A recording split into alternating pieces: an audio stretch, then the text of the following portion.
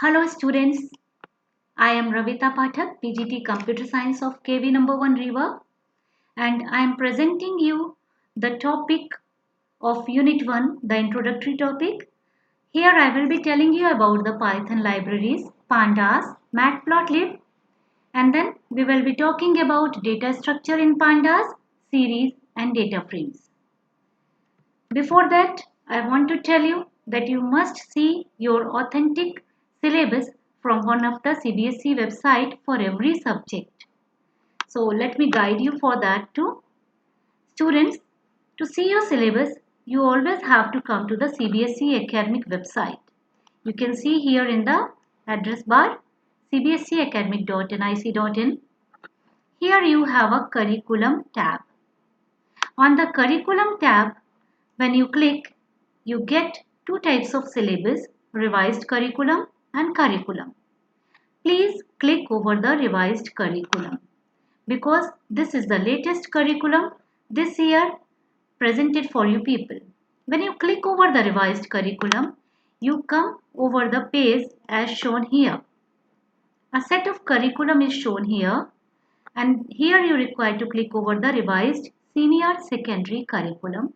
It will open you the subjects with their revised curriculum. Here you can select your desired subject. For example, when we require our informatics practices, it is given here and you can click over this. On clicking, we get here the informatics practices syllabus. In this syllabus, we are going to see the first topic as I am going to show you. It is given here in the part of our class 12th syllabus. Let me just show you here. Here starts our class 12th syllabus. As you all can see, this is class 12th code number 065. And in this syllabus, our first unit is data handling using Python pandas and data visualization. The first two lines are the part of our today's session. Let us come back. So to study further on the introduction of Python pandas and matplotlib, let us see what are the topics we are going to see today. I will be talking about Python libraries. I will be talking about pandas. What are data structures? Then we will discuss pandas, series and data frames, the two data structure available in Python, pandas, and then matplotlib, the library for visualization. Let us understand what is a Python library. Not only in Python, but every programming language has a library. So Python library is also like other programming language library, is a collection of functions and methods. What type of function and methods? I'll tell you.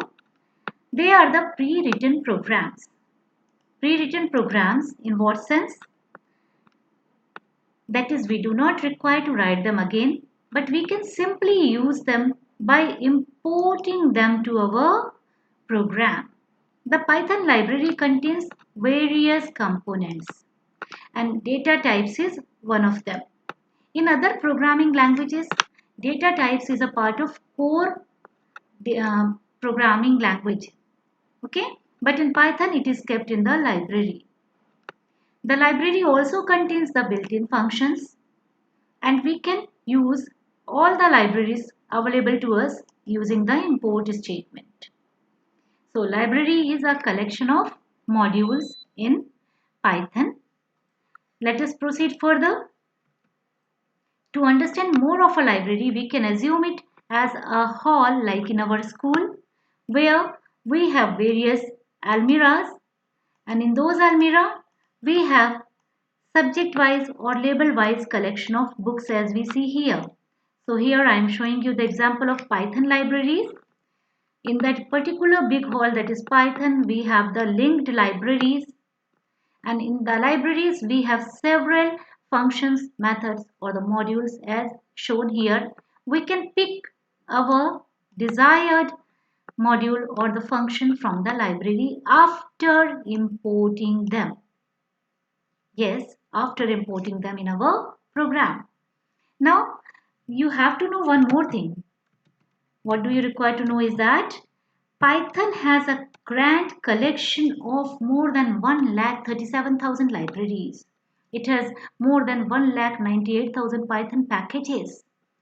And why this large number? Because Python is open source software, and here every user, the programmer, keep on adding their codes and enhancing the libraries for Python. That is why Python is so popular. So Python packages are a set of Python modules, as well as Python libraries are a group of Python functions. Let us see more. Why do we need libraries? Because of the term data science. What is this data science? Students, data science means deriving knowledge and insights from a huge and diverse set of data through organizing, processing, and analyzing the data. It involves many different disciplines. Data science is not only computers, it is mathematics and statistical modeling also. And when we apply the techniques, visualization and analysis techniques, data science is of great help. You can see it here. Let me just show you. Here, as I am showing you, you can see this is unorganized data in the form of bricks I am telling you, for example. And when we organize it, we model it, we extract the proper data and apply the visualization techniques. How organized and beautiful data is presented to us. The same happens actually with the computer data also. Data is generally unorganized, unstructured, but the data science techniques and the various modeling and visualization techniques help us to use that data beautifully. You can see here that in Python also hacking skills, mathematical and statistical knowledge and other expertise are being utilizing the concept of data science. So data science is actually the ability to take data, to be able to understand it, to process it, to extract value from it and to visualize it. We can even communicate to data. How? By interpreting it and taking proper decisions through it. We need to mine large amount of data and then to identify the patterns. Data science helps here. After this, it can help us in increasing the opportunities and organizational competitive advantage. That is why people say data is not the new oil. Yes, data is not the new oil. So here we can say our every modern IT system is utilizing the data science, and data is being stored, captured and utilized for various needs. Okay, so let us come. Why Python? Because Python has large set of libraries, so it can very well support in the data science work, in proper machine learning and analysis tools. It makes available lot of statistical and functional tools, and it provides you to program also. That is why Python for data science. So what type of libraries are we going to learn here? Normally, it has a grand set of libraries, but our attention is there on NumPy, Pandas and Matplotlib as per our syllabus. Okay, so here we will see about the NumPy, Pandas and Matplotlib. NumPy you have already done in your class 11th syllabus. Okay, so what are we going to see specifically is Pandas and Matplotlib. Fine, so let us come here and see. For a minute we will just see NumPy, because all the libraries, most of the libraries are built over the Python NumPy. NumPy is a library very popular. So it is actually a library which allows you to manage multi-dimensional arrays. And then most of the libraries like Pandas and Matplotlib, SciPy or scikit-learn, they all are built over the NumPy. If you remember, the NumPy is an open source module of Python. NumPy array size is immutable. NumPy array can consist of only the homogeneous elements, and Python pandas If you want to use the NumPy, you require to import them. Okay, so you require to import the NumPy library using the command import NumPy as NP. So to import the NumPy, you have to use this command. Please remember this. Now next, these are few examples of the NumPy. You can always use these examples, and then you can revise the concepts as shown here. I hope you remember the np.empty, np.0 and np.1 functions. So many functions were there that you have studied previous year. Let us come back and see. Now we come directly to the pandas. Pandas, that is Python pandas, the full form is called as panel data system. It actually allows you to work on the two-dimensional array. And these two-dimensional array, because they are very much used in our real life, Python pandas gave us these facilities. As we have seen, NumPy can handle only the homogeneous data, but pandas is able to handle the heterogeneous data. And this feature makes it very popular. It is an open source Python library providing high performance data manipulation and analysis tools. It has a very powerful data structure available with it. What are the data structures available? We will surely see them. Now this Python pandas, it is must for data science.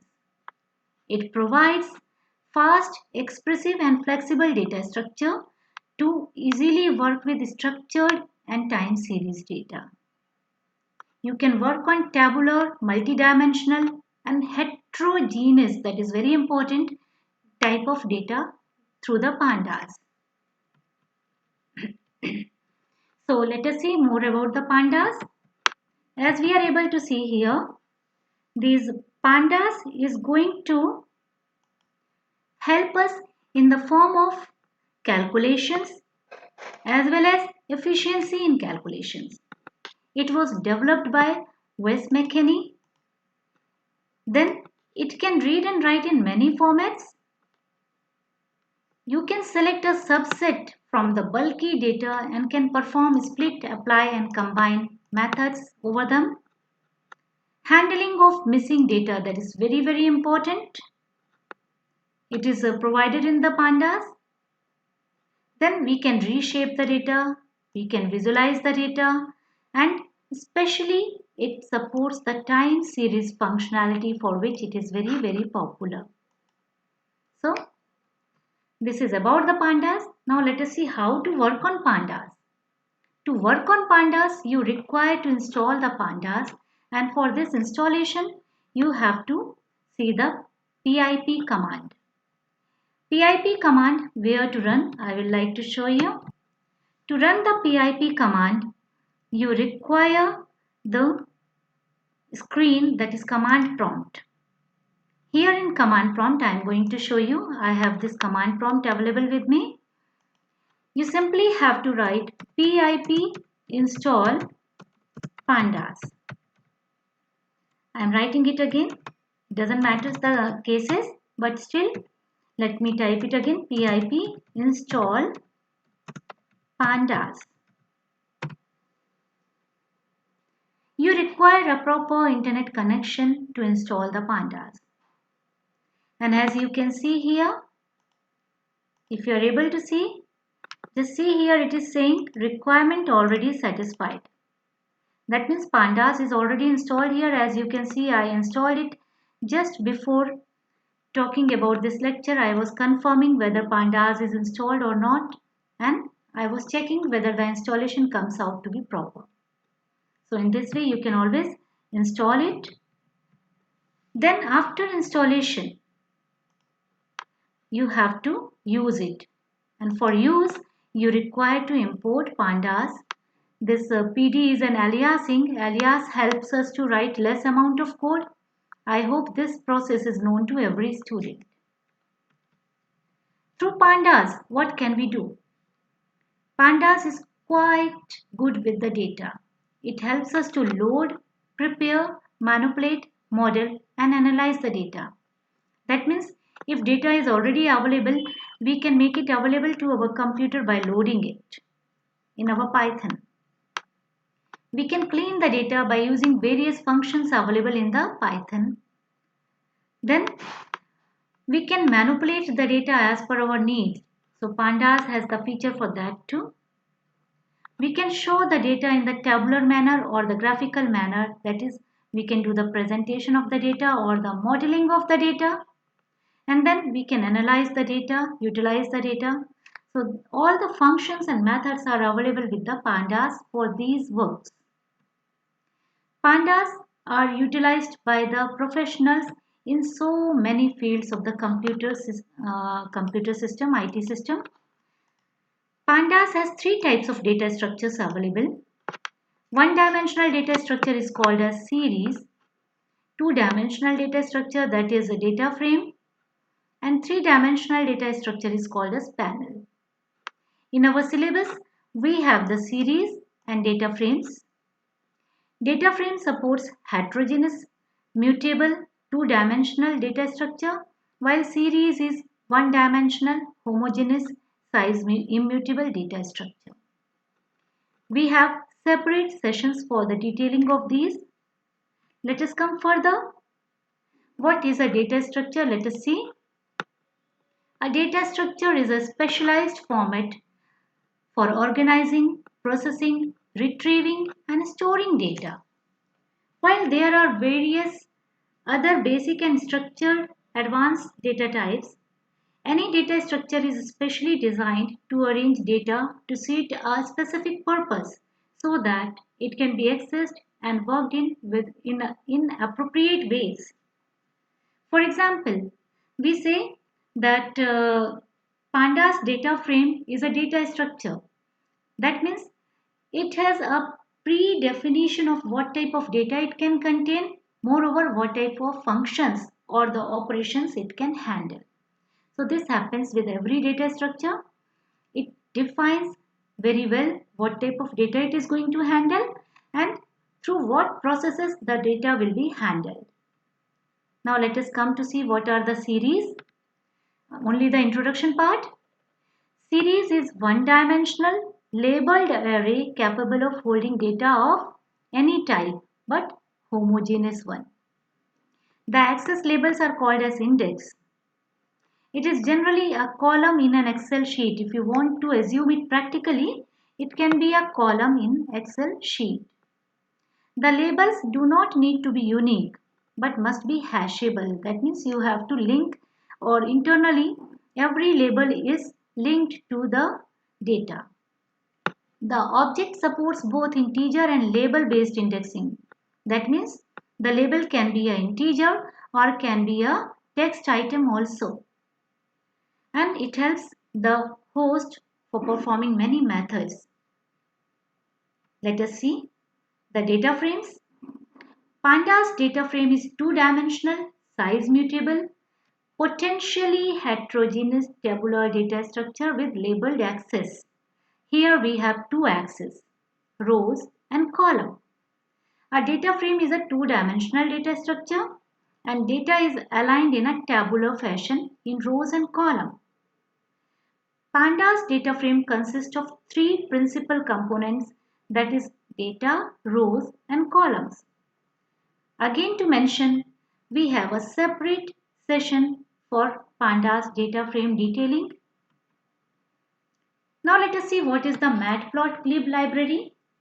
The matplotlib library, it is a very popular library and this library has been used beautifully in data visualization techniques.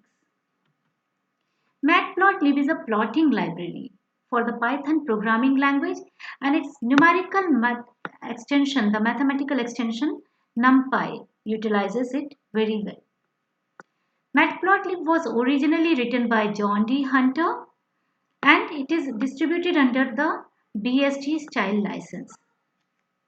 It helps with data analysis and numerical plotting library helps you to plot the graphs as available in the definition of Matplotlib library. Matplotlib is used to create high quality graph, charts and figure as you are able to see here. The library is extensive and capable of changing every minute detail of a figure. It is one of the best and most well-known Python data visualization library. You can draw various type of graph through the Matplotlib library. As visible here, you can draw a pie plot or an area plot, bar graph, scatter, histogram and lot more. To install Matplotlib again, you can use the pip command as shown here. I'll show you pip install matplotlib. It is again as simple. How to install it? For the installation, you require to come to the OBS, command prompt. So in command prompt, you have to write a very simple command as I said in the presentation. Pip install matplotlib, and this command is going to install the matplotlib.